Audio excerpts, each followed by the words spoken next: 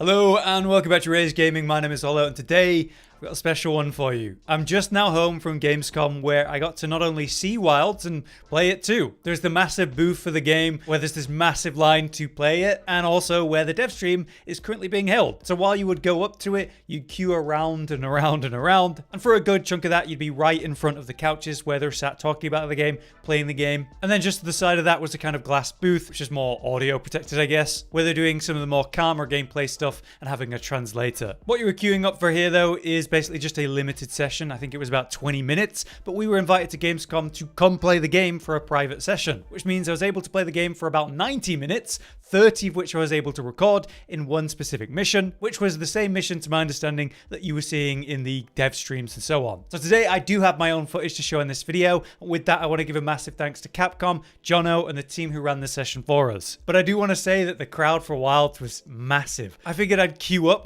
before my session just to get comfortable with the game so I could have a better recording session, and the line was unironically over 4 hours long. But there was a lot going on there, like watching the event live, for example, the fact that they had a bunch of people doing stuff in the lines, there was a bunch of cosplayers and all the different armor sets. My girlfriend convinced some of them to actually do the prance dance, so that's a pretty good victory. But yeah, even though the area for Monster Hunter was large, honestly they could have done with even a bigger space because the crowd was that big, the line that long. But now, let's just get into the gameplay, discuss all the things I saw and learned with you. I'll be showing specific clips and footage from my gameplay, but because we've been asked to limit it how much we show to a specific time, and there's a couple of videos I want to make on different topics, I'm going to be careful how much I show to fit those requirements. As a heads up, I'm going to be talking about everything general for this video, outside of say weapon specific and combat specific stuff. There's a lot to say for that, but I will be back later today with our combat focused video. So let's just get into it. Right off the bat, we loaded into what appeared to be our main base. Here there was a bunch of NPCs hanging around, like the blacksmith, and a main tent that we could use. In the non-recording segment, I tried to talk to a bunch of the NPCs,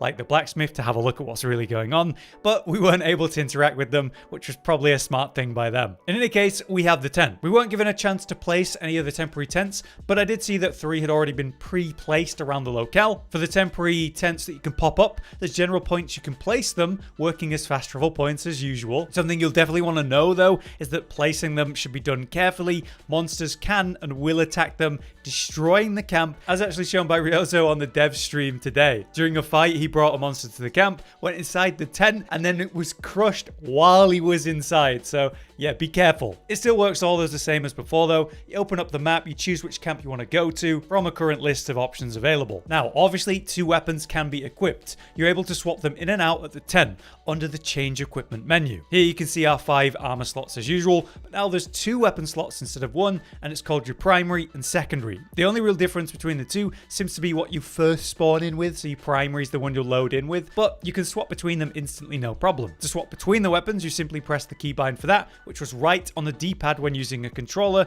much like rise for various functions. For example, pressing up on the D-pad would call and mount the palamute in that game, which is exactly how it works with our new mount, the sekret, up on the D-pad. So it comes running over with the weapon in its saddle bag. We place our current weapon into the bag and then just pull out the others like that. It's super smooth. You can spam it back to back as you see me doing. So imagine you're chasing a monster. You've got a melee weapon and a ranged weapon. You could just instantly put the melee weapon away, pull out the ranged one, and shoot the monster while you're riding. Though melee weapons do have kind of basic attacks you can use while mounting, and there's a new dismount attack which has you kind of fling yourself at the target. Say with the dual blades, that had me doing a horizontal spin. I want to talk about the sekret in general though.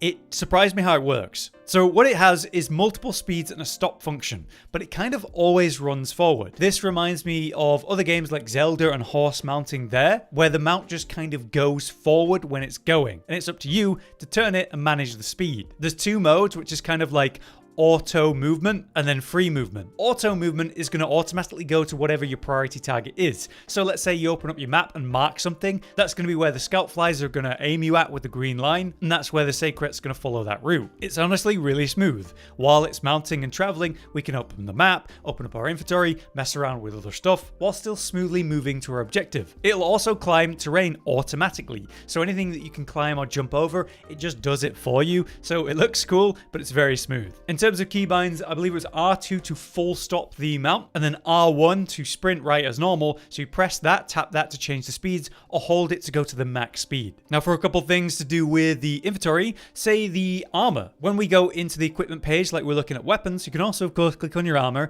and here we had like a couple of different armor sets to choose between. And as you can see, as was confirmed, there's no gender locked armor. So we had two versions of each armor piece to put on. You can see me swapping between them and showing how we can actually make new unique sets out of that, mixing and matching the previously male and female versions of the armor. It's a wonderful change, one that definitely should have been in the series even earlier, but it's nice to see it now. Also, this menu is just cool, isn't it? We can see all the information about the armor on the right, but on the left, we actually get a little 3D look at what the armor piece is going to look at before we equip it. Something about it's very current gen, very slick. One of the first things I did once I got into the open world, though, was start messing with the current items that I have. For example, as you can see, the capture net is back. So we swap to that, equip it. Now it's on. We aim like we would with the slinger. You get that box kind of icon. You can see the range is pretty limited, but once you're in range, the color of the aiming changes, and then you can grab whatever it is. In this case, we managed to get our very first wind rustlers. But it's nice to see this feature back, and I imagine we'll be collecting them and making a room look nice in town or something like that again. Next, I pulled up the portable barbecue grill, which has also some new features to it. There's two main menus, the barbecue and the barbecue grill, though we could only use the grill version. Here we have three menus: recommended meal, custom meal, and favorite meals.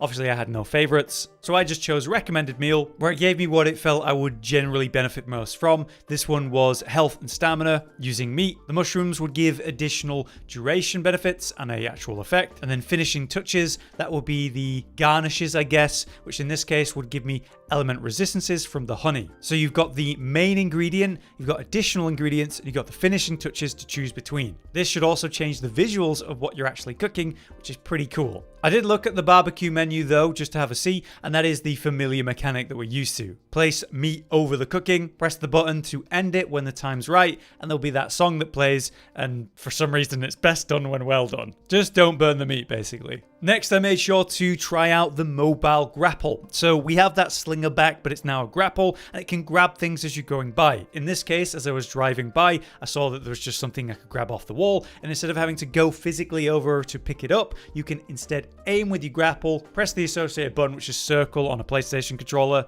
and it just grabs it from a medium to close range. We can do that with everything, from say herbs on the ground, honey, whatever, such as the endemic life that provides us those temporary buffs, which is certainly helpful. You do the same thing though by aiming at boulders to pull them down, and there's some cool UI stuff with the map I'll talk about in a sec. I also did take a look at the game settings for you just to show you the four main menus of that. There's a lot of control over the visuals, how dynamic the health and stamina is going to be, the bleed and critical effects, which is, nice to have control over that based on feedback from multiplayer visuals in early release Rise, where it was a little bit too much. I think they have a good finger on the pulse for what kind of quality of life stuff we need for that, and we've been seeing lots of multiplayer sessions in the dev streams now where it's looking pretty damn good. In terms of the UI though, there is some apparent quote-unquote drama in terms of the visuals of the health and stamina. They're doing a new thing where the stamina and health kind of like flows and swims. I don't find it distracting, but I can understand why some would. They'd added a new feature where if a big attack's about to happen, in Rise where originally the NPC would be like, whoa, here it comes, and it was a little bit too much.